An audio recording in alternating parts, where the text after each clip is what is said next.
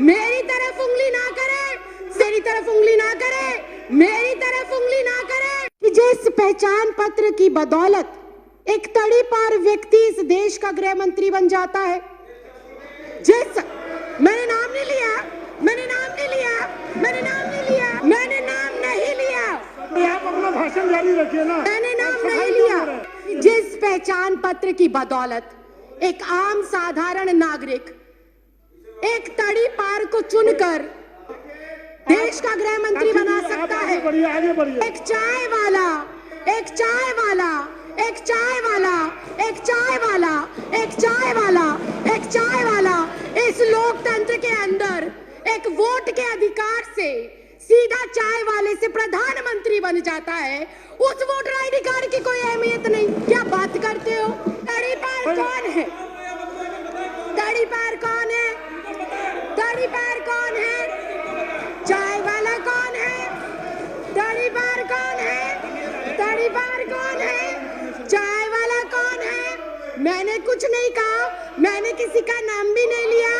आप क्यों इतना आग बबूला हो रहे हैं? इतना आग बबूला क्यों हो रहे हैं? इतनी गर्माहट क्यों? इतनी गर्माहट क्यों? क्यों इतनी मिर्ची लग गई? क्यों इतनी मिर्ची लग गई? आपको इतनी दिक्कत क्या हो गई? आपको इतनी परेशानी क्या हो गई? प्रधानमंत्री अपने माता पिता का जन्म प्रमाण पत्र दिखा पाएंगे क्या? हमारे देश के माननीय गृह मंत्री अपने माँ बाप का जन्म प्रमाण पत्र दिखा पाएंगे क्या? राष्ट्रपति अपने माँ बाप का जन्म प्रमाण पत्र दिखा पाएंगे क्या? आरएसएस प्रमुख मोहन भागवत अपने माँ बाप का प्रमाण पत्र दिखा पाएंगे क्या? उन्हें डिटेंशन सेंटर भेजा जाएगा?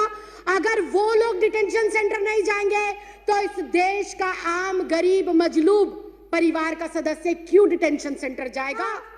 किस देश के अंदर इस समय कैसी सरकार चल रही है जो बहुत कंफ्यूज है, जो बहुत अज्ञानी तरीके से, अनजान तरीके से, उसे पता ही नहीं है कि देश को किस ओर लेकर जाना है, देश के लिए क्या जरूरी है, देश के लिए कौन से मुद्दे महत्वपूर्ण हैं, देश के लिए कौन से कानून महत्वपूर्ण हैं। उनको इस चीज की बिल्कुल जानकारी नहीं है। बहुत ही अजीब से लोग इस देश के केंद्र की सत्ता के ऊपर बैठकर अजीबोगरीब फैसले ले रहे हैं। जो इस देश में अभी तक विदेशी कहे जा रहे हैं उनको ये नागरिकता दे रहे हैं बिना किसी कॉमा फुल स्टॉप के। और इस देश के अंदर जो सदियों से, दशकों से रह रहे हैं उनको ये कहते हैं कि अगर तुम इस देश के नागरिक हो तो तुम्हें कागजात देने पड़ेंगे, तुम्हें प्रूफ करना पड़ेगा कि तुम इस देश के नागरिक हो। यह अजीब विडंबना है। हमारे पास वोटर आईडी कार्ड है, हमारे पास आधार कार्ड है, हमारे पास पैन कार्ड है, हमारे पास पासपोर्ट है, उनको ये हमारे कागज नहीं मानते। जिस वोटर आईडी कार्ड से इनको सत्ता में चुनकर भेजा गया, जिस वोटर आईडी कार्ड से ग्राम पंचायत हो, निगम का चुनाव हो, विधानसभा का चुनाव हो या देश की सर्वोच्च संस्था लोकसभा का चुनाव हो, जिस वोटर आईडी से देश के 128 करोड़ लोग इनको चुनकर भेजते हैं, उस वोटर आईडी कार्ड को भी ये हमारा सबूत के तौर पर मानने को तैयार नहीं। बहुत ही हास्यास्पद बात है कि जिस पहचान पत्र की बदौलत एक तड़ी पार व्यक्ति इस देश का गृह मंत्री बन जाता है, मैंने नाम नहीं लिया, मैंने नाम नहीं लिया, मैंने नाम नहीं लिया, मैंने नाम नहीं लिया, मैंने नाम नहीं लिया। ये बहुत ही हास्यास्पद है, ये बहुत ही हास्यास्पद है। ये ऑन रिकॉर्ड है, ये ऑन रिकॉर्ड है, ये ऑन रिकॉर्ड है, ये ऑन रिकॉर्ड है। मैंने नाम नहीं लिया।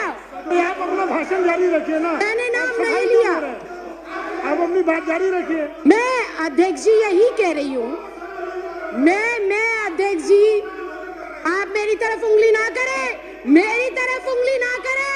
सारे प्रिविलेज का मामला है। पहले उन्होंने मेरी तरफ उंगली करी क्यों? अपनी बात कैसे रही है? अध्यक्ष जी, मैं बहुत शांति से और शालीनता से ये कह रही हूँ कि जिस पहचान पत्र की बदौलत एक आम साधारण नागरिक एक तड़ी पार को चुनकर देश का गृह मंत्री बना सकता है। आगे बढ़िए। एक चाय वाला, एक चाय वाला, एक चाय वाला, एक चाय वाला, एक चाय वाला, एक चाय वाला इस लोकतंत्र के अंदर एक वोट के अधिकार से सीधा चाय वाले से प्रधानमंत्री बन जाता है, उस वोटर आईडी कार्ड की कोई अहमियत नहीं। क्या बात करते हो, क्या बात करते हो? और मैंने किसी का नाम नहीं लिया। आपको कोई आपत्ति है? आप माननीय अध्यक्ष जी से बात करें। आपको कोई आपत्ति है? आप माननीय अध्यक्ष जी से। तड़ीपार कौन है? तड़ीपार कौन है? तड़ीपार कौन है? चाय वाला कौन है? तड़ीपार कौन है? तड़ीपार कौन है? चाय वाला कौन है? मैंने कुछ नहीं कहा, मैंने किसी का नाम भी नहीं लिया। आप क्यों इतना आग बबूला हो रहे हैं? इतना आग बबूला क्यों हो रहे हैं? इतनी गर्माहट क्यों? इतनी गर्माहट क्यों? क्यों इतनी मिर्ची लग गई? क्यों इतनी मिर्ची लग गई? आपको इतनी दिक्कत क्या हो गई? आपको इतनी परेशानी क्या हो गई? मैंने तो किसी का नाम भी नहीं लिया, मैंने किसी दल का नाम नहीं लिया, मैंने किसी व्यक्ति विशेष का नाम नहीं लिया। राखी जी, आप अपनी बात पूरी करिए। राखी जी, आप उधर इशारा मत करिए। नहीं, मैं समय कट करके बैठा रहा हूँ।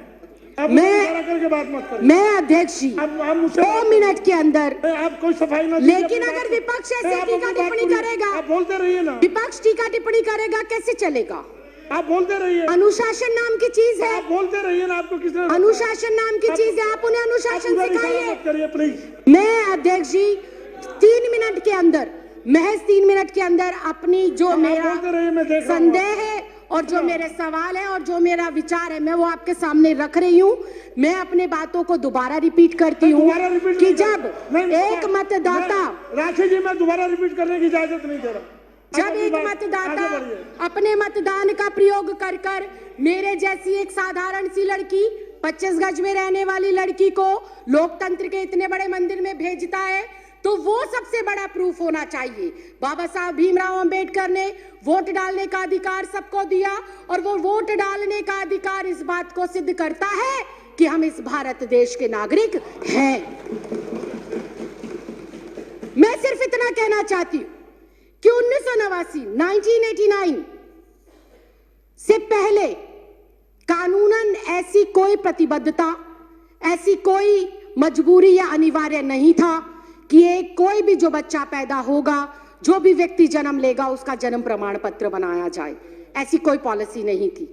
जब ऐसी पॉलिसी पहले नहीं थी तो मुझे समझ नहीं आता एनपीआर, एनआरसी और सीए के लिए माँ बाप का जन्म प्रमाण पत्र हो अनिवार्य, ये किस बिहाफ पर लिखा गया, ये बिल्कुल समझ के परे। और फिर एक बार फिर से विपक्ष को हो सकता है मेरी बातों से आघात पहुंचे, लेकिन ये कटु सत्य है कि अगर ये कंपलसरी है कि एनपीआर, एनआरसी और सीए के लिए अपने अपने माता पिता का जन्म प्रमाण पत्र दिखाना जरूरी है, तो क्या हमारे देश के माननीय प्रधानमंत्री अपने माता पिता का जन्म प्रमाण पत्र दिखा पाएंगे? क्या हमारे देश के माननीय गृह मंत्री अपने माँ बाप का जन्म प्रमाण पत्र दिखा पाएंगे? क्या हमारे इस देश के रक्षा मंत्री हमारे जो ये एनसीआर, एनपीआर और सीए है, इसके माध्यम से अपने माँ बाप का जन्म प्रमाण पत्र दिखा पाएंगे? क्या इस देश के माननीय राष्ट्रपति अपने माँ बाप का जन्म प्रमाण पत्र दिखा पाएंगे? क्या आरएसएस प्रमुख मोहन भागवत अपने माँ बाप का प्रमाण पत्र दिखा पाएंगे?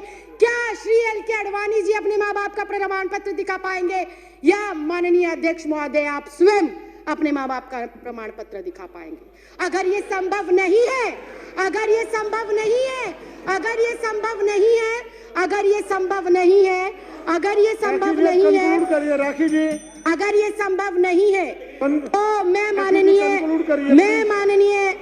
माननीय अध्यक्ष महोदय सिर्फ इतना कहना चाहती हूं कि जब बीजेपी का शीर्ष नेतृत्व, केंद्र में बैठे मंत्रिमंडल, प्रधानमंत्री, गृह मंत्री अपने माँ बाप का बर्थ सर्टिफिकेट नहीं दिखा सकते, तो क्या उन्हें, मैं कंक्लूड ही कर रही हूँ सर, क्या उन्हें डिटेंशन सेंटर भेजा जाएगा?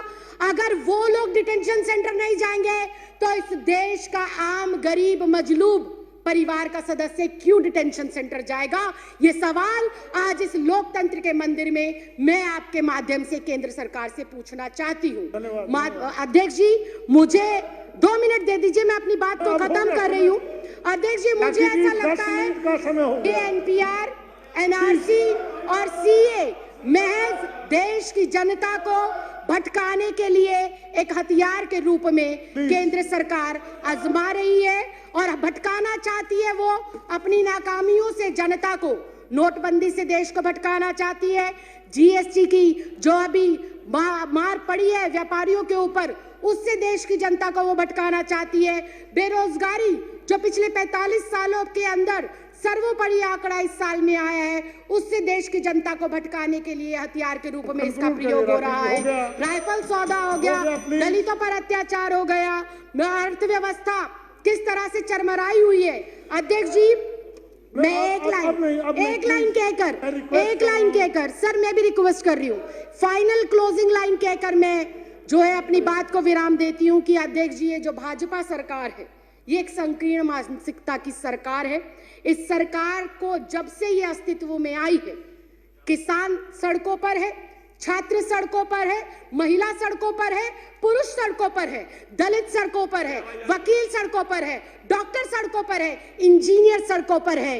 ये सरकार नहीं, संविधान विरोधी लोग हैं और एनपीआर, सीए और एनआरसी को लाकर ये वोट के अधिकार को खत्म करना चाहते हैं और अपना एकाधिकार स्थापित कर कर लोगों को उनके अधिकारों से वंचित रखना चाहते हैं। माननीय अध्यक्ष, मैं आपके माध्यम से ये कहना चाहती हूँ, माननीय मंत्री श्री गोपाल राय जी ने जो अपना प्रस्ताव रखा है, इस सदन के सदस्य होने के नाते, इस देश की नागरिक होने के नाते, मैं आज यहाँ से आपसे विनम्र प्रार्थना करती हूँ कि मैं इस प्रस्ताव का समर्थन करती हूँ और दिल्ली में इसको कतई भी किसी भी सूरत में लागू नहीं करना चाहिए। ये वीडियो अगर आप फेसबुक पर देख रहे हैं तो हमारे पेज को लाइक कर लें, फॉलो कर लें और अगर आप यूट्यूब पर ये वीडियो देख रहे हैं तो हमारे चैनल को सब्सक्राइब करना मत भूलिएगा।